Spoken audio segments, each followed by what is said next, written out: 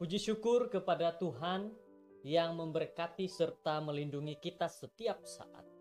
Karena hingga pada saat ini kita dapat bersama-sama di dalam merenungkan, mempelajari firman Tuhan. Saudara-saudara yang terkasih, mari kita berdoa. Bapa kami di syurga, terpujilah Engkau, Tuhan yang penuh kasih.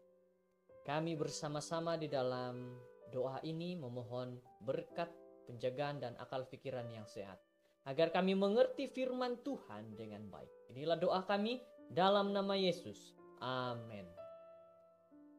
Saudara-saudara, judul firman Tuhan kita pada saat ini adalah berhias diri untuk kejayaan. Ayat renungan pula terdapat di dalam 1 Korintus 9 ayat 20 berkata seperti ini. Demikianlah bagi orang Yahudi, aku menjadi seperti orang Yahudi, supaya aku memenangkan orang-orang Yahudi. Bagi orang-orang yang hidup di bawah hukum Taurat, aku menjadi seperti orang yang hidup di bawah hukum Taurat. Sekalipun aku sendiri tidak dapat hidup di bawah hukum Taurat, supaya aku dapat memenangkan mereka yang hidup di bawah hukum Taurat. Ayat renungan yang dapat membuka minda kita bagaimana kita untuk mendekati, berhadapan dengan mereka di luar sana. Orang-orang yang mengenal saya tahu bahwa saya biasanya seorang yang gemar berpakaian casual. Ini merupakan sebahagian daripada budaya California. Cuaca hangat dan cerah serta santai di sini, dan berpakaian casual ialah sebahagian daripada cara hidup orang-orang di sini. Suit ataupun coat, tali leher hanya untuk acara-acara yang formal, dan adalah tidak salah sama sekali untuk memakai pakaian casual dalam kebanyakan acara-acara sosial. Tetapi sebagai seorang pemimpin mubalig yang telah mengembara ke banyak tempat yang berbeza, saya tahu tidak semua orang boleh terima keanehan kehidupan casual ini.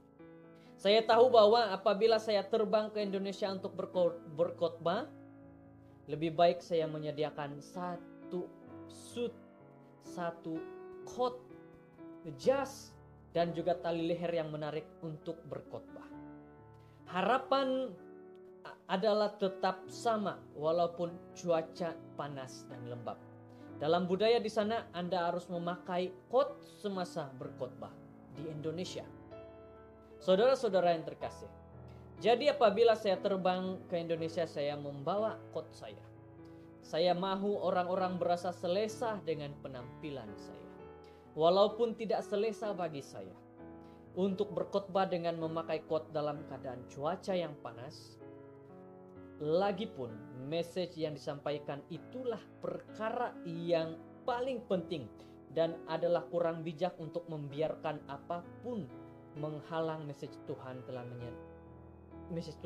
minta Anda khotbahkan.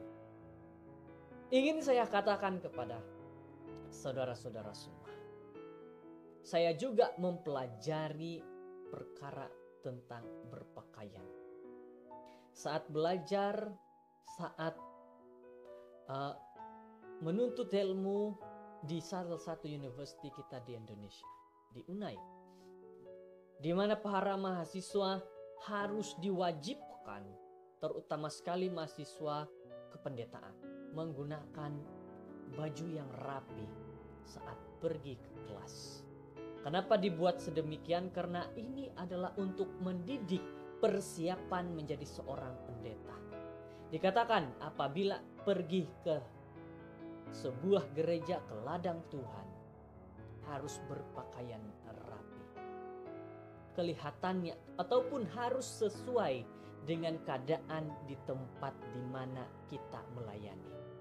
Jikalau kawasan kita di sebuah kawasan yang berhutan, kita harus sesuaikan dengan pakaian rapi kita. Jadi saudara-saudara, Paulus mempunyai prinsip yang sama kepada orang-orang Yahudi konservatif. Dia berpakaian dengan bertindak sebagai seorang Yahudi konservatif. Dia coba menyesuaikan keadaan dengan mereka yang coba mempengaruhi. Dia coba pengaruhi. Apabila dia pergi berbicara kepada orang-orang bukan Yahudi di tepi danau, mungkin dia tidak terlalu berhias diri. Kadang-kadang seorang penjala perlu memakai pakaian yang berbeza untuk menangkap ikan yang berbeza. Ini dinamakan kontekstualisasi, yang menyadari bahwa orang adalah berbeza dan mubalik perlu menyesuaikan diri untuk menjadi berkat kepada sekumpulan orang seluas mungkin. Marilah kita belajar menggunakan banyak cara untuk menangkap banyak ikan yang ada di dunia pada hari ini. Saya ingin katakan kepada saudara-saudara pada saat ini, saat saya melayani di sebuah tempat, saya akan menyesuaikan dengan orang-orang di sana.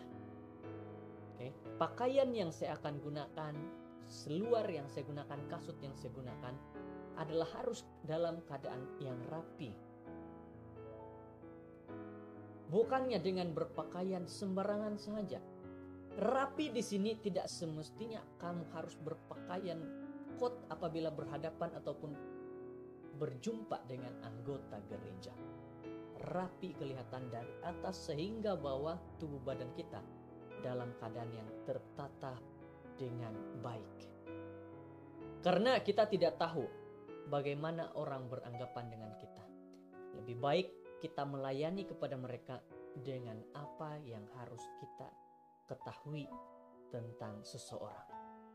Jadi pada saat ini berkata firman Tuhan dalam renungan kita, berhias diri untuk kejayaan. Ini sangat penting dalam pelayanan. Jangan kita sebagai seorang pemimpin di gereja elder sembarang saja dengan berpakaian. Karena anggota juga memperlihat penampilan. Kalau kita sebagai seorang pemimpin gereja pergi ke hadapan memberikan nasihat tapi dengan celana pendek, dengan baju yang tidak sesuai, maka mereka akan melihat, oh, ada satu sisi yang tidak sesuai. Jadi sebagai seorang pemimpin, mari kita berpakaian rapi untuk mendapatkan kejayaan dalam pelayanan kita. Cukup dengan kata rapi. Berhias diri dengan kerapian. Terima kasih, Tuhan memberkati. Mari berdoa. Bapa di surga, terima kasih dengan pimpinan berkat-Mu Tuhan yang sangat baik bagi kami. Sehingga kami menerima firman Tuhan, nasihat tentang bagaimana kami melaksanakan kejayaan dalam pelayanan kami. Yaitu kami harus berhias diri. Jika perlu kesederhanaan, kami laksanakan kesederhanaan. Jika perlu kami dengan keadaan sangat rapi, kami laksanakan kerapian dalam segi penampilan. Terima kasih Tuhan, nasihat, dorongan, kata-kata yang baik buat kami saat ini. Inilah doa kami berserah dalam nama Yesus Tuhan. Amin.